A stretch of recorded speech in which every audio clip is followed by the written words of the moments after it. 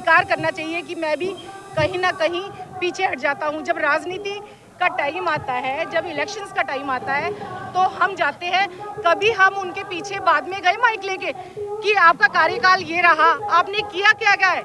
हम पत्रकार हैं, जनता का भी ये बनता है कि वो जाने कि इस एमएलए ने या इस सांसद ने किया क्या है। हमने कभी पूछा माइक लगा के आप कितनी बार गए? हमें जाना चाहिए, हम क्यों नहीं जाते? मैंने पहले भी ये कहा था कि हमारी मांगे नहीं है, हमारा हक है और अपना हक हम लेकर रहेंगे। हक कैसे लेंगे? मैं अकेली चली जाऊंगी? मैं श्रमजीवी पत्रकार संघ की अध्यक्ष हूँ, मेरी मांग पूरी करो, कौन सुनेगा? कौन मुझे मेरा हक देगा? जब उनको लगेगा 50 पत्रकार है, 100 पत्रकार है, 500 हो चुके, 5000 हो चुके, तो हमें हमारे हक मिलने से कोई भी नहीं रोक सकता। जी बिल्कुल मजबूत रहिए और किसी भी कदम पे घबराने की जरूरत नहीं है। किस लिए घबराते हैं?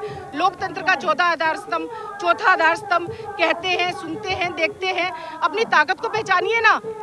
मैं अभी एक वाक्य बताती हूँ, 3 दिन पहले का है कि एक सीनियर जर्नलिस्ट, मैं बहुत गौरवान्वित अनुभव कर रही थी, वो मेरे साथ बैठे थे। जब टोल पे आए तो उनसे पूछा गया, sir show me your card दिखाया, तो बोला नहीं चलेगा पत्रकारों का।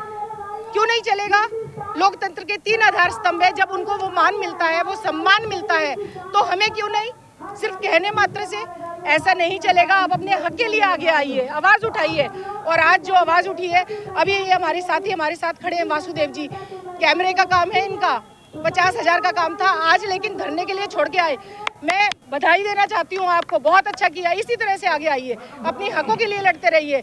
और मैं विश्वास के साथ कहती हूँ, हमारी मांगे पूरी होंगी, निश्चित रूप से होंगी। बिल्कुल। आपने हरियाणा से मुद्दा उठाया, वास्तव में देश भर में पत्रकारों के साथ शोषण के मुद्दे आते हैं, जो लोग आपसे जुड़ना चाहे वो कैसे जुड़े? जी देखिए, अभी एक साधारण सा प्रश्न है हरियाणा, क्योंकि नाम से ही स्पष्ट है, हरियाणा के सभी जिले हमसे जुड़ चुके हैं।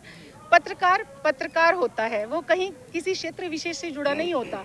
अब जो हम मांगे केंद्र सरकार के सामने रख रहे हैं, जो राज्य सरकार के सामने रख रहे हैं, हरियाणा वालों को तो लाभ मिलेगा ही, साथ ही साथ हमारी कोशिश है कि सभी पत्रकारों को उसका लाभ मिले। बहुत से ऐसे मुद्दे हैं जो सभी पत्रकारों को मिलेगा, जैसे PRGI का है तो वो सभी को मिलेगा। रेलवे कंसेशन है, वो सभी को मिलेगा। पत्रकार सुरक्षा कानून है, वो सभी को मिलेगा। उन मांगों में क्या क्या है? जैसे सुरक्षा को लेकर कई तरह की मांगे होंगी, तो उन मांगों में क्या क्या है?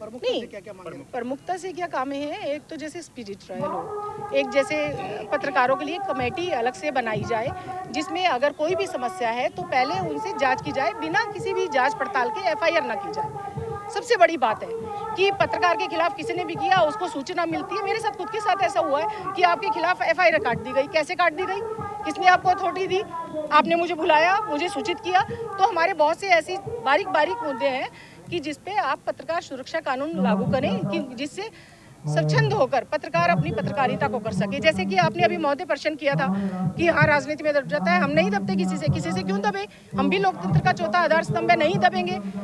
बिल्कुल। मैडम, आरोप तो लगते रहते हैं मीडिया पे। हाँ, आरोप लगे, हमारा काम है उन आरोपों को गलत साबित करना, जांच करना। यही इसलिए तो पत्रकार सुरक्षा कानून आगे आएगा, इसलिए तो हमारी सरकार से काम है। महाराष्ट्र में लागू हो चुका है, छत्तीसगढ़ में लागू हो चुका है, तो अन्य राज्यों में क्यों नहीं? हरियाणा में क्यों नहीं?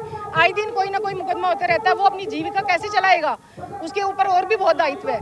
कोई भी है, प्रतिकूल परिस्थितियों को अनुकूल परिस्थितियों में कौन बदलता है? पत्रकार। कहीं भी कोई हो जाए, कोई भी मिसहैपनिंग हो जाए, पत्रकार, अरे ये हो गया, ये छाप दिया गया, इसको ठीक करो। हम कैसे आगे जाते हैं कि नहीं, हमें तथ्यों को लेना है ना, तो हम तथ्यों के साथ अपनी बात को रख रहे हैं। पत्रकार सुरक्षा कानून लागू करो। जी।